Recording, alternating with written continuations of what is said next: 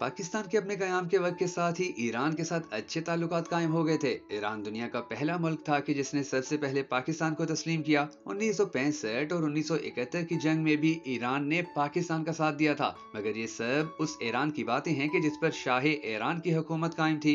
1989 में आने वाले ईरानी इनकलाब ने शाह की हुकूमत खत्म कर दी और उसकी जगह आयतुल्लाह खामनाई की नजरियाती हुकूमत कायम हो गई। ईरान में इनकलाबी हुकूमत के कयाम के बाद भी पाकिस्तान के ईरान से अच्छे ताल्लुकात कायम रहे, मगर वो रिवायती गर्मजोशी शायद बरकरार न रह सकी।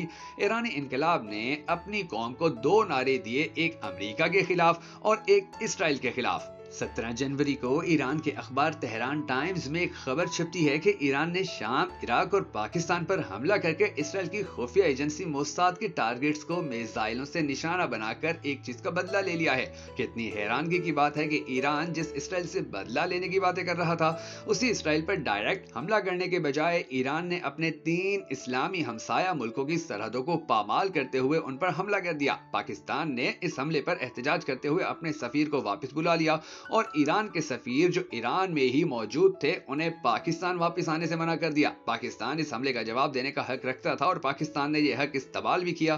पाकिस्तान ने जवाब में ईरान के सूबे सिस्तान में मौजूद BLA और BLF के ठिकानों को निशाना बनाकर तबाह कर दिया। अब इन हमलों पर हमारे कुछ तजिया निगारों के दिल ईरान की मोहब्बत में डूबे जा रहे हैं और पाकिस्तान ईरान कशीदगी की जिम्मेदारी पाकिस्तान पर डालते हुए इसे पाकिस्तान की सफारती नाकामी ठहरा रहे हैं और कुछ तो दूर की कोड़ी लाते हुए फरमा रहे हैं कि पाकिस्तान के सिवाय चीन के अपने किसी भी हमसाये के साथ ताल्लुकात अच्छे नहीं हैं। उनकी खिदमत में अर्ज करना चाहता हूं कि हजूर, आपकी बातें बजा कि पाकिस्तान के अपने हमसायों के साथ ताल्लुकात मिसाली नहीं है, पर इसमें पाकिस्तान से ज्यादा पाकिस्तान के पड़ोसियों की तोसी पसंदाना सोच मसला बनी हुई है। भारत पाकिस्तान के आजाद कश्मीर और गिलगित बल्तिस्तान को अपना इलाका मानता है और कई भारतीय वजीर तो पाकिस्तान के इन इलाकों को जंग के जरिए पाकिस्तान से छीन लेने के बयानात दे चुके हैं। पाकिस्तान हमेशा से ही मसले कश्मीर को बातचीत के जरिए हल करने पर जोर देता रहा है, मगर हर बार भारतीय हठधर्मी आड़े आ जाती है।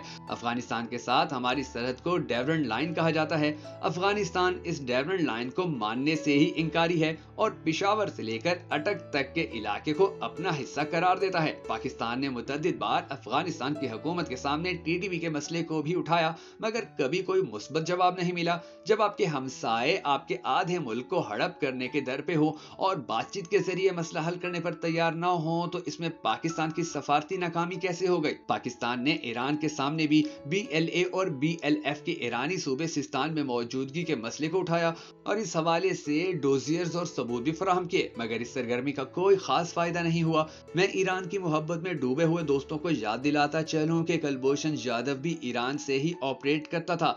जहां तक बात है पाकिस्तान के जवाबी हमले की, तो अगर पाकिस्तान इस हमले का जवाब ना देता तो सारी दुनिया में इसे पाकिस्तान की कमजोरी से ताबीर किया जाता।